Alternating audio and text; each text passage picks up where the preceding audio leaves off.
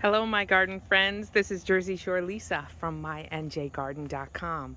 What's blooming in the garden today? Well, it's kind of hard to miss it. These are Jerusalem artichokes. They're in the sunflower family, they're native, and they have edible tubers. And they are aggressive in the home garden. But when they start to bloom in the fall, who can knock them? They are fantastic. I love me some Jerusalem artichokes.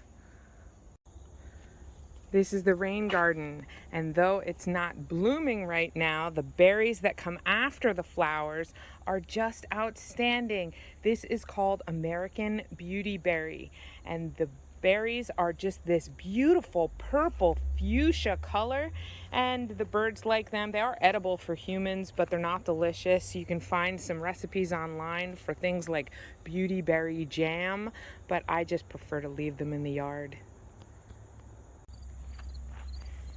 This with the yellow tubular shaped flowers is called Agastachi. I put this plant in the spring and it hasn't stopped blooming since. Behind it is Russian sage, and the flowers are purple and the leaves are a silvery whitish kind of a look. It's a very different texture and color than many other things in the garden. You can see that big bumblebee is having a party over there. These are asters that are just getting started, and believe it or not, I cut them back twice during the growing season to make sure that they would be bushier, and they are bushy, but they would have been even taller if I didn't cut them back, but they definitely would have flopped over completely. So it's a good idea to cut back really tall growing perennials around Memorial Day in late May in order to create a more bushy habit. And you can see they're just getting started. Here come the flowers. Here is some autumn Joy Sedum, and that is in full bloom. And I guess it's because it's so early in the morning. It's not covered in pollinators right now, but it will be this afternoon. They just love this.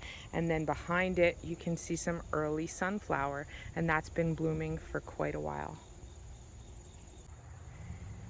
Over here we have great blue lobelia. That's been in bloom for quite some time. There are still a few flowers left on that plant. And then over here we still have some marigolds blooming. Here is Monarda punctata. This is also called dotted horse mint. And the yellow spotted flowers are really cool, loved by pollinators. You can see that thin-waisted wasp is enjoying it right now. And those wasps are not aggressive. They live in little holes in the ground. So we leave some bare earth around the property, and they actually troll my garden for caterpillars and drag them down into the hole to feed to their babies. This is in the bee balm family, and it's biennial, not perennial. So this will come up for 2 years and then come up somewhere else in the garden. It reseeds readily.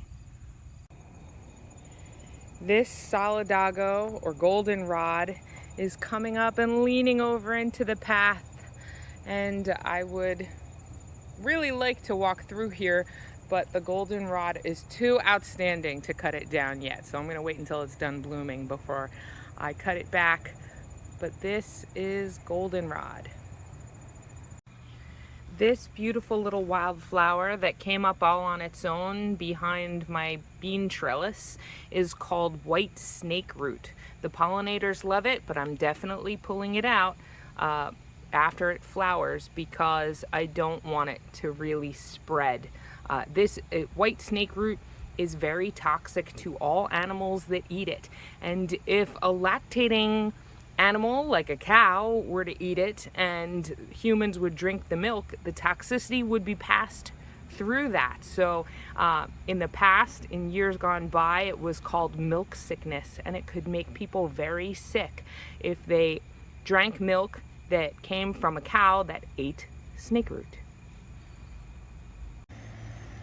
Over here I have a little bit of Nasturtium blooming, and then next to it is a fairly young Anise Hyssop plant that has reseeded in the garden. Most of the Anise Hyssop bloomed a long time ago, and I've left it. Oh, you can see the medlar here is ripening. It's not ripe yet. Those fruit are still very hard. I have to wait till they get really soft in order to pick them. But over here is the Anise Hyssop, the much larger mother plant that bloomed in early spring. There are still bits of purple flower blooming off of it, but I leave these seeds because the goldfinches really love them. The birds come and feast. I have some Arcana lilies throughout the yard, and these are in a spot that's sheltered on the south side of the house. So even though I live in New Jersey, where the ground can get very cold, and we are cautioned to dig up our Arcana lilies and store them indoors throughout the cold winters, these I leave in the ground and they come back each year. So this is the blooming Arcana lily, and hummingbirds visit them often. This pomegranate is a dwarf pomegranate. It was in the ground on the south side of the house, but I potted it up in early spring and it's getting ready to bloom. There's an open flower and there are some buds all around. So I'll be bringing it into the greenhouse for the winter, and we'll see how far it gets to fruiting and producing ripe fruit. We'll see. I have another pomegranate that I've potted up and I'll be doing the same thing, but this one is actually flowering now. Thanks for watching, everyone. Have a wonderful day in the garden, and I hope you'll join me again soon. Please subscribe to the channel and like the video. See you later. Bye.